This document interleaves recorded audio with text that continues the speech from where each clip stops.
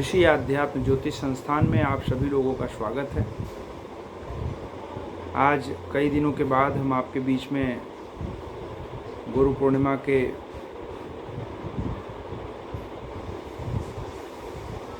दूसरे दिन आप लोगों के बीच में एक बहुत अलग विषय पर वीडियो लेकर उपस्थित हुआ हूँ। गुरु पूर्णिमा के संदर्भ में, गुरु दीक्षा के संदर्भ में ही यह आज का वीडियो है। दीक्षा की उम्र क्या है, गुरु बनाने की उम्र क्या है,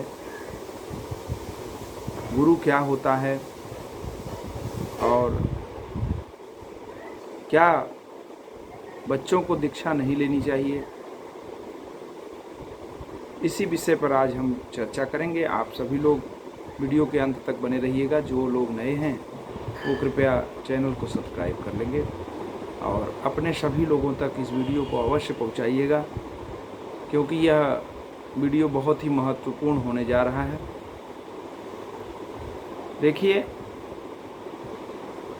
किसी ने कहा, एक बुजुर्ग थे, उनका उम्र 85 वर्ष था। तो कोई उनसे पूछा कि महाराज जी, आपकी उम्र क्या है, आप कितने उम्र के हुए? तो उस बुजुर्ग ने कहा कि हमारी उम्र तो मात्र 5 वर्ष हुआ है। तो सबको बड़ा आश्चर्य हुआ कि भाई आखिर ये इतने उम्र दराज लग रहे हैं और ये झूठ बोल रहे हैं कि हमारी उम्र 5 वर्ष हुआ। तो लोगों ने बहुत जोर देकर पूछा कि आखिर आप ऐसा क्यों कह रहे हैं? तो वहाँ पर एक विद्वान उपस्थित थे, धर्म के जानकार। उन्होंने कहा कि देखिए, ये इसलिए ऐसा कह रहे हैं क्योंकि इनको दीक्षा लिए, मंत्र लिए और भजन करते हुए, सत्संग करते हुए, मुक्ति की तरफ बढ़ते हुए, ज्ञान प्राप्ति के लिए कदम बढ़ाए मात्र 5 वर्ष हुए।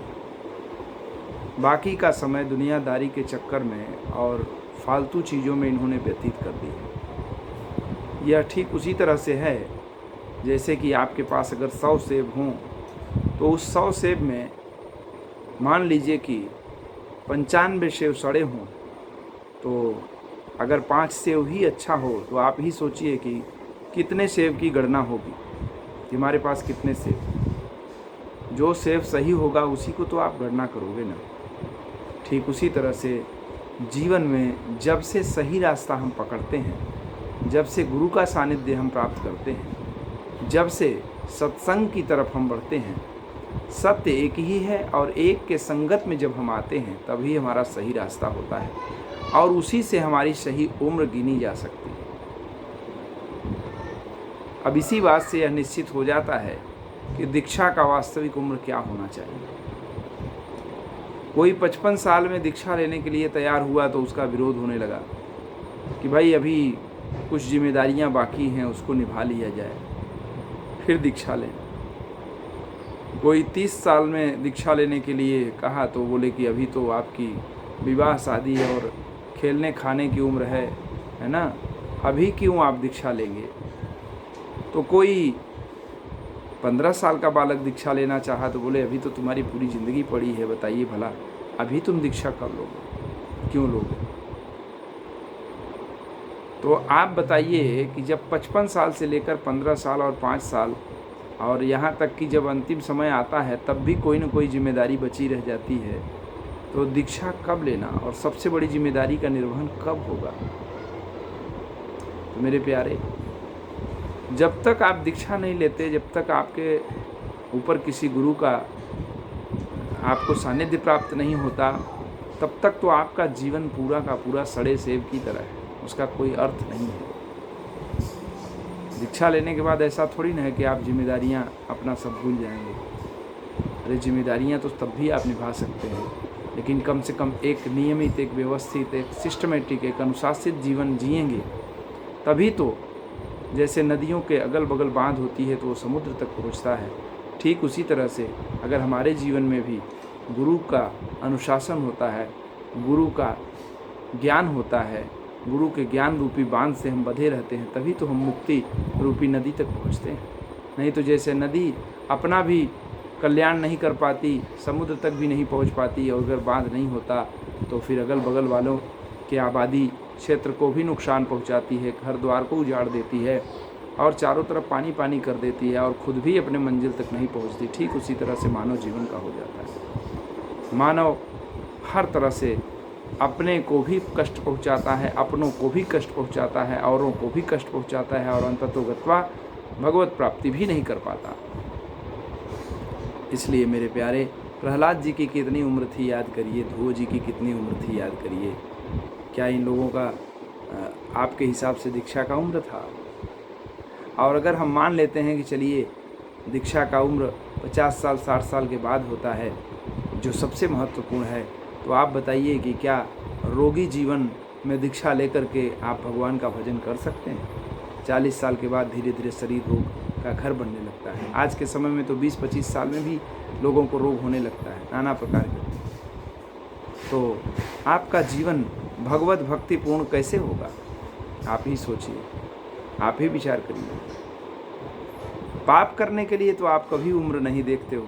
बच्चों को 5 साल के बच्चे को भी मोबाइल थमा देते हो, 10 साल के बच्चे को भी मोबाइल दिखा देते हो और मोबाइल दे देते हो, उसमें नाना प्रकार के अश्लील और गंदी चीज़ें वो देखते हैं। तब तो आप कभी नहीं टोकते, तब तो ये समाज कभी नहीं रोकता कि क्यों भाई, ये क्या इस कम उम्र में संस्कार के समय है या ये गंदे मोबाइल में गंदी अश्लील वीडियो देखने की उम्र है ये? तब तो आप नहीं रोकते, तो फिर भगवत भक्ति के लिए क्यों रोकते हो? मेरे प्यारे, जब भी आप अच्छा कार्य करोगे, सच्चा कार्य करोगे, तो ये समाज जरूर टोकेगा। इसलिए सबसे बड़ा है रोग, क्या कहेंगे लोग, आप अभी और इसी समय जग जाओ, क्योंकि काल का कोई उम्र नहीं होता। काल तो 2 महीने के बच्चे को भी ग्रसित करता है, गर्भ में भी ग्रसित करता है, 2 साल के बच्चे को भी ग्रसित करता है, 10 साल के बच्चे को भी ग्रसित करता है, 15 साल, 25 साल, 50 साल, 80 साल, चाहे जिस उम्र में आप हों, काल आपको ग्रसित कर सकता है। और किसी को ये पता भी नहीं है कि काल हमारा कब आएगा। इसलिए जब इसका पता नहीं है काल कब आएगा, तो हम इसको क्यों पता करने जाएं कि दीक्षा कब लेना है। शुभ कार्य को अविलंब और तुरंत शुरू किया जाए मेरे प्यारे, और अशुभ कार्य को कल पर छोड़ दिया जाए। रावण ने हर अशुभ कार्य को तुरंत किया था और शुभ कार्य को कल पर छोड़ता चला गया, और स्वर्ग पर सीढ़ी बनाना था तो बोला कल करेंगे, और मर गया, वह कर नहीं पाया। लक्ष्मण को यही शिक्षा दिया कि जैसे मैंने भूल किया है वैसे तुम मत करना। जीवन में कभी भी शुभ कार्य को तुरंत करना और अशुभ कार्य को कल पर छोड़ देना। तो हमें आशा है और विश्वास है कि आप सभी लोगों को मेरा कहने का तात्पर्य समझ में आया होगा, और आप लोगों को यह पता चला होगा कि दीक्षा की, मंत्र की, गुरु की, सत्संग की, साधना की कोई उम्र नहीं होती। जब जागो तभी सवेरा, और यह जितना जल्दी हो जाए उतना अच्छा है, क्योंकि कोरोना की दूसरी लहर, तीसरी लहर ने बता ही दिया कि किस तरह से यह जीवन अपंग जैसा हो जाता है, किस तरह से कब कौन बिछड़ जाता है, किसी का कोई ठिकाना नहीं होता। तो जब इस संसार का कोई ठिकाना नहीं है, तो फिर हम अपने दीक्षा के लिए उम्र को बाधित क्यों रखें? अपने जप के लिए, पूजा के लिए, अपने पाठ के लिए, सत्संग के लिए, भजन के लिए, मुक्ति के लिए, ज्ञान के लिए हम क्यों इंतजार करते हैं? क्या हम प्रहलाद अपने बच्चों को नहीं बना सकते? क्या हम खुद प्रहलाद नहीं बन सकते? क्या हम खुद ध्रुव नहीं बन सकते? तुरंत निर्णय लिया जाए और निर्णय लेकर के आगे बढ़ाया जाए। हमारे जीवन में गुरु का सानिध्य हर प्रकार से सुखकारी होता है। अब गुरु बिन भव निधि तरई न कोई, जो बिरंच शंकर सम होई। गुरु के बिना इस संसार सागर से, चाहे वो ब्रह्मा विष्णु महेश जैसा विज्ञानी हो जाए, तो भी वह इस संसार सागर से पार नहीं हो सकता। इसी वाणी के साथ मैं अपने आज के वक्तव्य को विराम देता हूँ।